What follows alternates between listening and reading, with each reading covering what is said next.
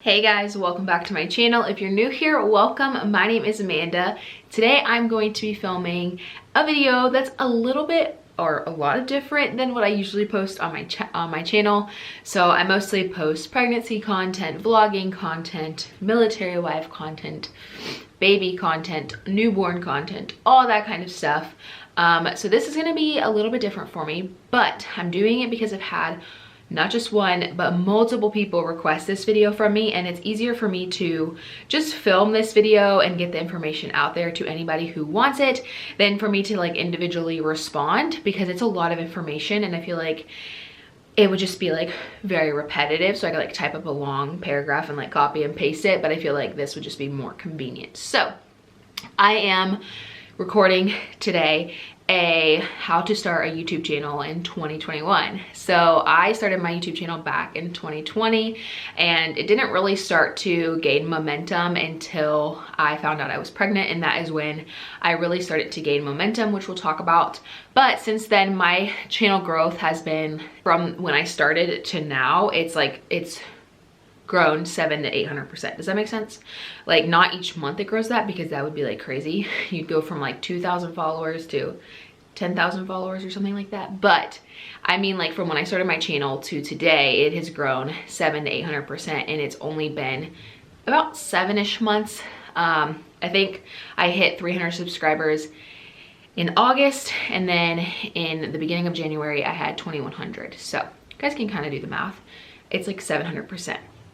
So with that being said, I'm going to tell you guys everything you need to know, what kind of equipment you need, what kind of software you need in order to gain momentum on your channel and also to gain followers and subscribers, because that's what we're here for. So first I want to talk about a little bit about YouTube and what the misconception is.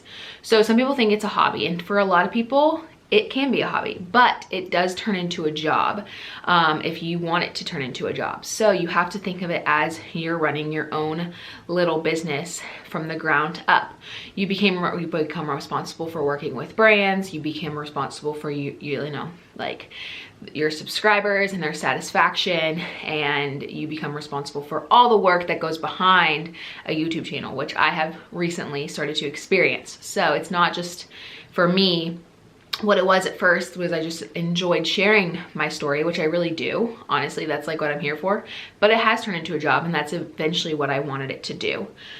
So first off, you have to be ready to commit and give the time to do YouTube, because it can be overwhelming at times and it can be very stressful. So if you're going into YouTube thinking you want to make it out of, like make money out of it, you're gonna have to think of it as a job. So as a business basically. So what you put in is what you're gonna get out of it. So it's really important that if that's the route you're going with the YouTube channel, that's what you commit to it. But if you're just doing it for a hobby and you don't really care about the business aspect with it, and you don't want to work with brands, and you don't care about making money off of it, then obviously the time commitment's not going to be as much, because you kind of just do it as a side gig, and you know, it's what you love to do. So there's two different routes you can go with YouTube, like hobby or career, or you can combine both. They can go a little two in hand, but majority of the time YouTubers do make money off of their YouTube videos. I don't think I've ever seen a YouTuber that doesn't take away the benefits of making YouTube videos, because they are extremely hard to make at some points. So the next thing is finding your type of channel. So your niche is what it's called. So for me, that's pregnancy content, vlog content, mom content. That's what I like to give out. But there's people who like to do cooking videos. There's people who do mechanical work. There's people who do DIYs. There's people who do tech stuff. There's people who do crime. There is all different things you can see on YouTube. There's probably way more than I ever could imagine. You know, those are kind of just the things that I see on my For You page basically. But you know, that's just kind of some of the ways you can go. But I mean, you could take YouTube anywhere you want.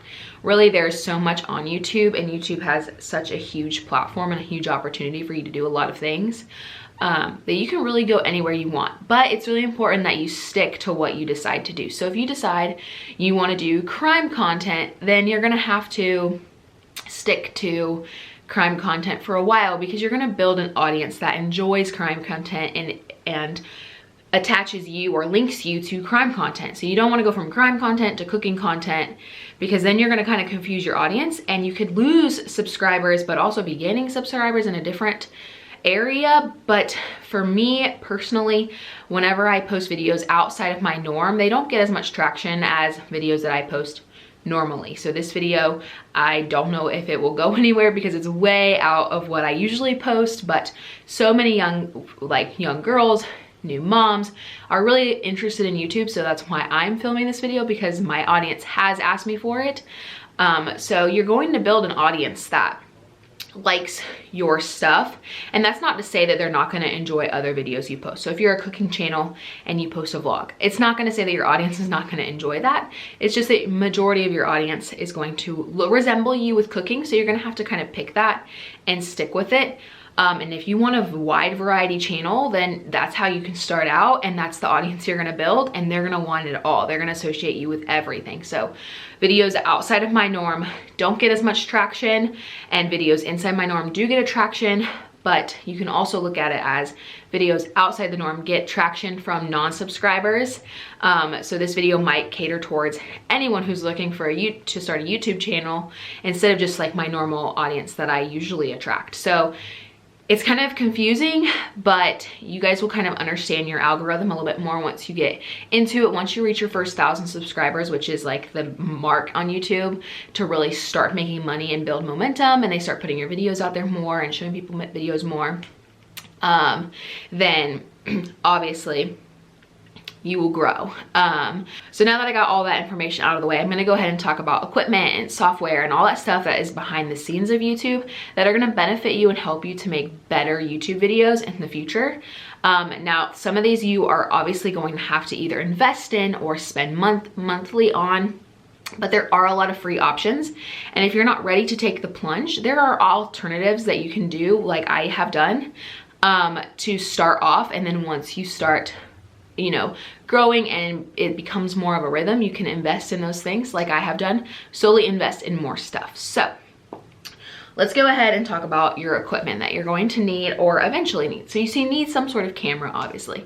When I first started, I used my phone, and then I bought this little camera that I really, really liked, but it was good for pictures and not for video quality.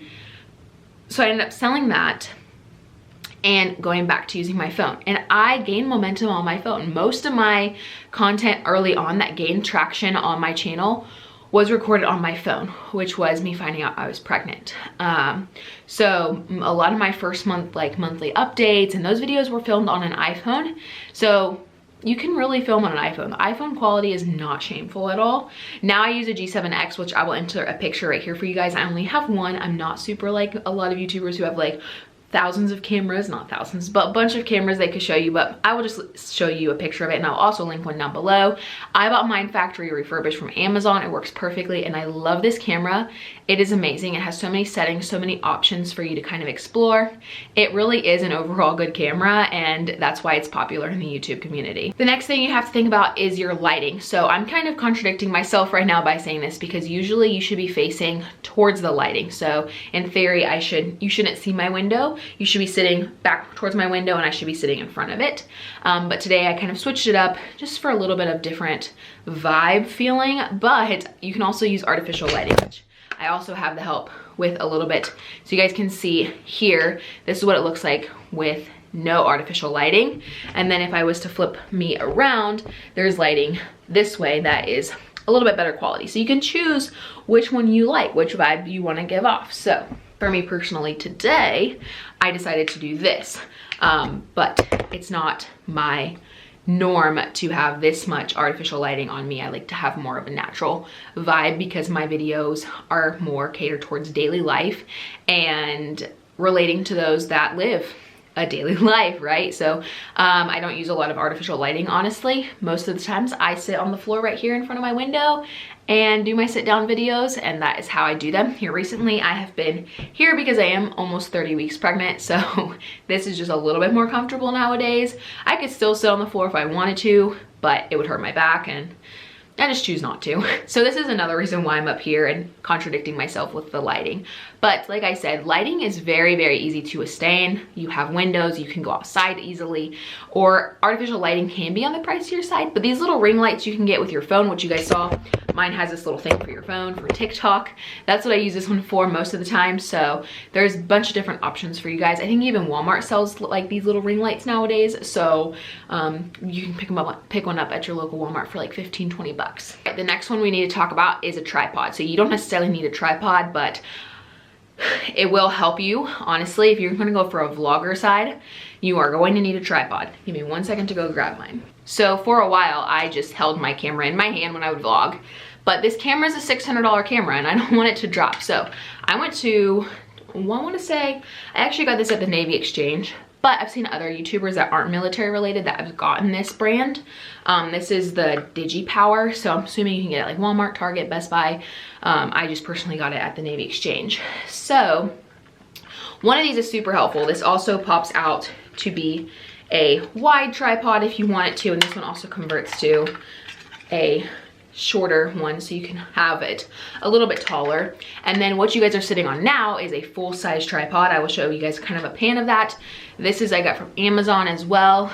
You can get this off Amazon probably, tripod off Amazon, but like I said, it's not a necessity. It's something that you can slowly invest in. For a while I set my phone propped up on like a candle or on a window, whatever, and sometimes I still set my camera on the windowsill because the camera stands by itself, so why would I use a tripod? But it does come in handy if you are going to be some sort of vlogger, or if you need close-up shots, or you need your camera to be in small spaces but high up, like cooking. This tripod helps really well with getting those type of shots. This tripod helps if you're trying to get like a pan of the room, like you're trying to get like a time lapse. So whatever you decide, not a necessity, but something worth investing in if your YouTube channel takes off and this is what you really want to do. All right, the last type of equipment that I could think of, if I forgot something and you're a YouTuber, please leave it down below so we can give as much information as we can out there. Is a computer of some sort or some sort of editing. I've seen people edit on their phone, but they say it's really hard. So if you have access to a computer, I highly recommend getting a computer or having a computer. I use a MacBook, but you don't have to. You can use any type of laptop probably and download software on it, but you are going to need some software to edit your videos. So moving on to the computer, what kind of software do I use or are you gonna need? And again, if you are a YouTuber and you're watching this and you have something that's really amazing that you love, please leave it down in the comments so everybody can get and share, because there's probably so many websites out there that I don't know about that other people know about that can help benefit others. So I'm here to give you guys all the information that I have, but I'm hoping other people will kind of chime in the comments as well. Okay, so the first thing is your thumbnail. So that's what you see when you're scrolling through YouTube. You see people's thumbnails. That I use Canva for. Some people use Adobe Photoshop, some people use different kind of photo softwares.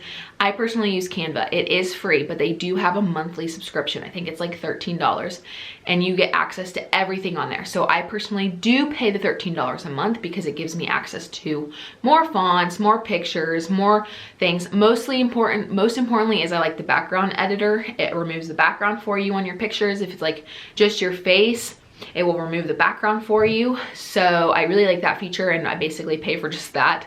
But it is free to use. You just can upgrade and spend money and get like access to all this stuff. So Canva is amazing.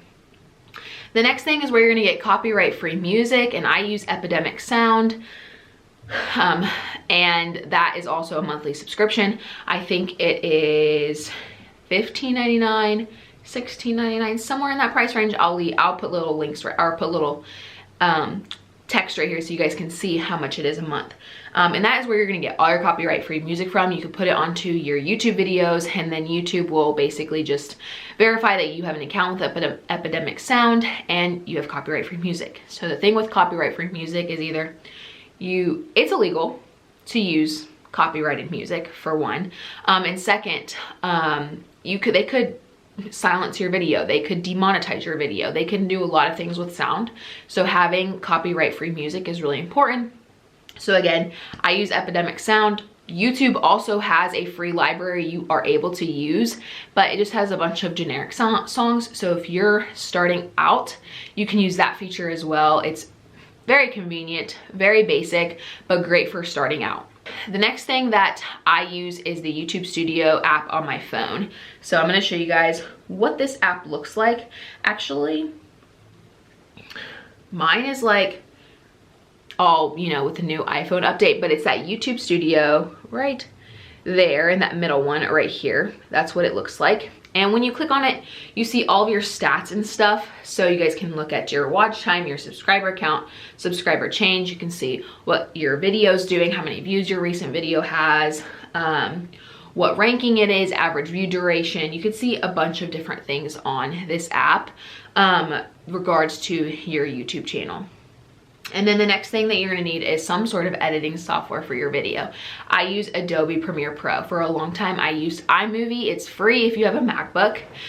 And I really did like iMovie, but I do prefer Adobe Premiere Pro. It's a little bit more high tech, but if you just take the time to learn it, there's a lot of YouTube videos on it. You can really benefit from it. So you guys can watch a bunch of YouTube videos, and that is like $20 a month for the entire Adobe subscription. You get like unlimited like Lightroom, Illustrator, the Premiere Pro, there's Photoshop, there's a bunch of different things that are on there that you can download on your computer. I personally just have Adobe Premiere Pro downloaded on my computer because it does take up a little bit of space because they are such big programs, but that's like $20 a month. I think it's like $19.99. Okay, so that is all the software and subscriptions that I have personally. If there's things that I'm missing, I'm very sorry. I thought about this for a couple of days, almost a week, I think, and I feel like I got everything, but if I'm missing something, please leave it down in the comments below. So the next thing you want to talk about is the kind of little extras for you guys. I'm going to give you guys little pointers for me, point of view. I'm a small YouTuber, so I don't have that much traction for you guys, but I do have a YouTube channel and it is doing good and it is being successful. So the first thing that you're going to need to do is put in the time and the commitment. So I talked about this earlier. You have to have the time, you have to have the commitment, and that follows with the passion. So you have to love doing it, because if you don't love doing it, it's gonna start feeling like work and just bleh, and you don't have to do it. So for me, I put in every morning. I try to put like 2 to 3 hours into YouTube, and some days are longer, some days are less. Sometimes I'm filming sit down videos, sometimes I'm vlogging. So you do have to think of it as a job. It is a time commitment, and you do have to have a passion for it and want to do it, because if you don't want to do it, you're not going to do it. I can tell you that right now. There are some days where I just don't feel like vlogging, and I don't, because I don't have to. I'm not obligated to. I don't have a boss telling me, okay, you need to vlog today. I am my own boss. I tell myself when I want to vlog or not. But the time and the commitment and the passion I put behind it is the outcome I will get growing my YouTube channel. That comes from a financial standpoint, that comes from a growth standpoint with your subscriber counts, that comes with everything else. What you put in is what you get out. So you have to think of it that way, because you are your own boss, and you have to be very, very, very, very, very, like, what is the word I'm looking for? Like, hard on yourself. Self-discipline, that's the word. You have to be very self-disciplined in order to start a YouTube channel that you want to have money coming out of. The next thing that has really helped me is a business email. You need to put this on every sort of platform you have. TikTok, Instagram, Twitter, Facebook, YouTube, anything. You need to put your business email out there. There's going to be companies who reach out to you because they see your Instagram. There's going to be companies that reach out to you because they see your YouTube. There's going to be companies out there that reach out to you because they see your TikTok. So there's going to be companies that reach out to you for everything. And you want to have that email, that easy access for them to get a hold of you in your bio, where they know exactly where to get it. So if your Instagram has the email button, use that email button for business emails. Now, people will email you that are not business inquiries. So you have to be a little bit more like ready to like weed through some things, because I've gotten emails from people that I'm just like, what the heck? Like, delete. But you want to make sure you're looking at every email. Make sure it's not spam. Make sure you're looking at the company. Make sure you're looking at the URLs. Make sure you're not clicking on a virus. There's a lot of things that go into it, but a lot of the times my email is really good at sorting out spam from real emails. Also, a hint for you guys, always look at the email address it's coming from. If you have someone who's emailing you from HelloFresh, but their email is coming from I don't even know, like 123@gmail.com, like, that's probably not HelloFresh. They probably have a very generic one, such as a lot of the ones are like info@hellofresh.com or marketing@hellofresh.com. Like those are very generic ones that if you see those, you're probably in the clear, but still be a little cautious with what kind of information you're giving out until you know for real that it's legit. So putting that business email everywhere. You want it to be specifically for business. Don't mix it with your personal email. Don't give it to the stores and have like coupons coming into it. You want this email just to be companies and people and businesses and other, maybe even other YouTubers that want to work together. It's only for business related stuff. So if you get stuff that's not for your business, it's going to get overcrowded and you're going to have missed opportunities. So this is only for your business. Don't give it to Plato's Closet or Target or anything like that. You just want business emails. The last thing that a lot of YouTubers have, I personally don't have one. I do want to get one though, because I've had a lot of more companies reaching out to me and I've been giving them my home address to deliver to. And as much as I don't really mind, it also freaks me out a little bit with gonna be having a newborn. So it's not necessarily that you think that having a PO box means you're a big YouTuber and you expect to get stuff from your subscribers. It's more so protecting your privacy, because you do work with a lot of companies and brands and individuals, small businesses, and you know, you can open your PO box up to subscribers to send you stuff. There's no problem. There's plenty of people who do that. But for me personally, I do want to open up one just for the fact that I don't want to give all these companies and all these brands my personal home address, because it is just a little bit nerve-wracking. It's not super nerve-wracking because if they do something, like, I mean, come on, like they'd be really like in big trouble. But at the same time, you don't want to like put yourself in that situation. So I think I've covered everything that I could think of. If I missed something and you are a YouTuber, or if you watch YouTube videos and you see something that another YouTuber does that you like, leave it down below so that I can benefit from it. Other people can benefit from it. Let's help each other grow. That's what I'm all about here, is like helping others grow, helping others do things to succeed. So I hope you guys enjoyed this video. If you have any questions, any comments, any concerns, any recommendations, leave them down in the comments. I've said it like 1,000 times now, so we can help all of each other out.